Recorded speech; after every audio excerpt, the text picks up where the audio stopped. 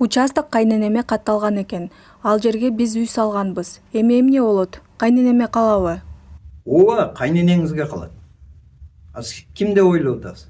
Себеби кайненеңизге катталган болсо, ал сатуу келишими кайненеңизге катталып, же болбосо айыл өкмөттүн чыккан токтому ошол айыл өкмөткө кайненеңизге болуп чыккан болсо, анда бул ал кайненеңиздин жеке менчиги.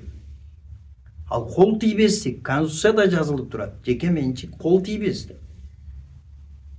Ал эми биз ошол бардык маселени ошондон баштайбыз. Бул маселе бардыгы белгилүү. Туура. Участокты карабай эле үйдү салабыз, чоңойтобуз, бузабыз. Аягында келгенде эле анан талаш тартыш маселе башталат. Ошондуктан биринчи ошол үйдү баштарда айрыкча жубайларга ошол